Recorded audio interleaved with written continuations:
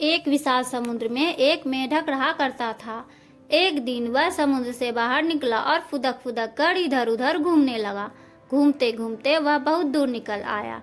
उसने जंगल पार किया। जंगल पार करते ही एक कुआं नजर आया।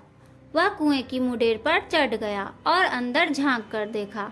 उसे कुछ मेढक कुएं में नजर आए। उससे मिलने के लिए वह फौरन कुएं में कूद गया। कुएं के पानी में जाकर वह मेढकों से मिला। वे उसे अपने सरदार के पास ले गया।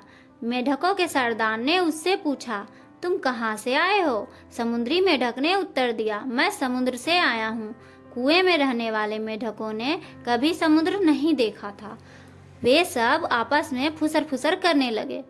मेढकों के सरदार को भी कुछ समझ नहीं आया।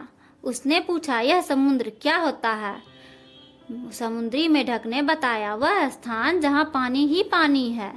मैं वहीं रहता हूँ, वहीं घूमता हूँ, बस यहाँ आ गया घूमते हुए। मेढकों के सरदार ने उत्सुकता से पूछा, कितना बड़ा होता है समुद्री? मेढक ने उत्तर दिया, बहुत बड़ा होता है, बहुत ही बड़ा होता है, जिसका अंदाजा लगा पाना मुश्किल है। मेढकों का सरदार कुएं के 1/3 भाग तक उछलकर बोला, इतना बड़ा? बोला, नहीं, इससे भी बड़ा, समुद्री मेढक ने जवाब दिया। मेढकों के सरदार और उछला और उससे आधा कुआं तय कर लिया। फिर पूछा, इतना बड़ा? बोला, नहीं, इससे भी बड़ा, समुद्री मेढक बोला।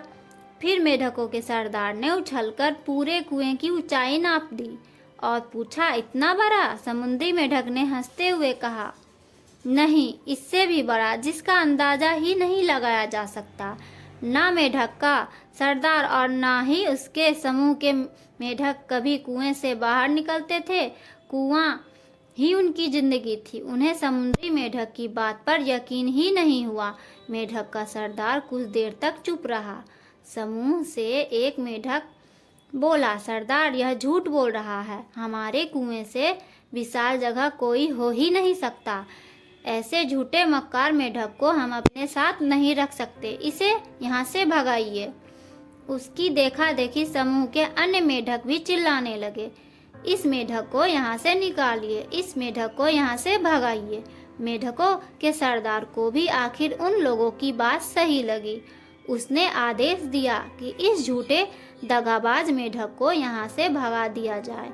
सबने मिलकर समुद्री मेढक को कुएं से बाहर निकाल दिया। जीवन में अक्सर ऐसा ही होता है, जिस चीज को हमने नहीं देखा उस पर विश्वास करना मुश्किल होता है।